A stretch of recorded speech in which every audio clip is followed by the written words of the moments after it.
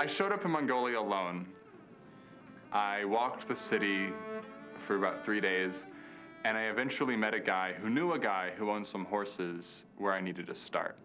And so the guy who owned the horses was with me, and a translator who was also Mongolian. He spoke some English. And so I kind of convinced them to come with me, so it was a party of 3.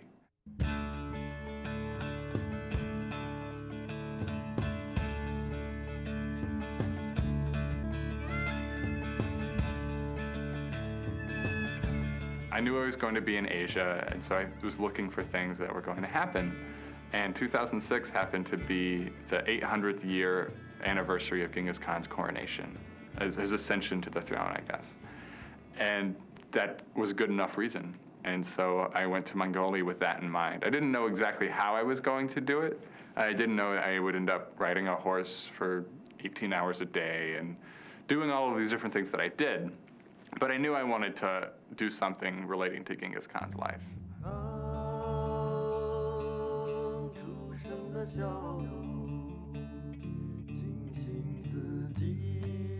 Mongolians traditionally are nomadic. So once we got out of the central city, we had a tent that we slept in, or if we happened across a nomad towards dusk, we would sleep with them. Or if it was really nice, we would just sort of sleep outside on the ground. You get used to it after a while.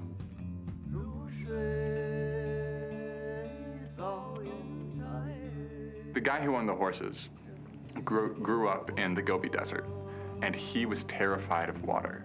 And so anytime we had to ford a river, he would get sort of petrified. And fording a river on a horse, sort of old-fashioned style, is very different than crossing a bridge, because you'd have to ride until you find someone who knows the river and that they can take you across.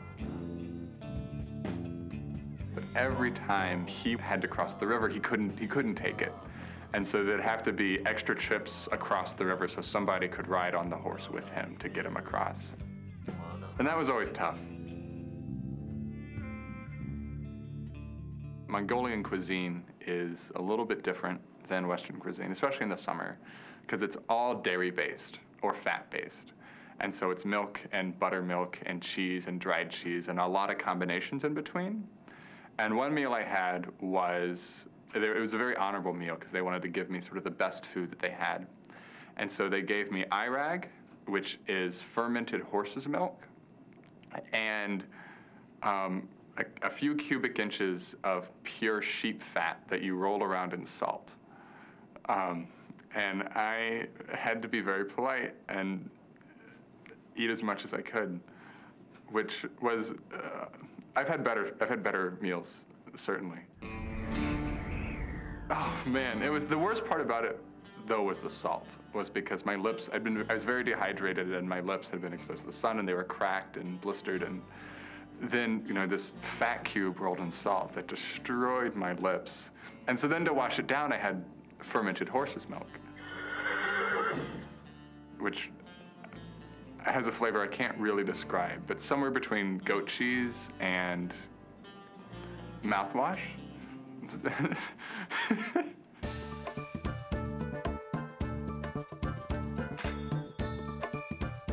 Being a Carl can mean a lot of things, because Carleton, of course, has a lot of different kinds of people. And it's really hard to say anything concretely without pointing to a huge number of exceptions.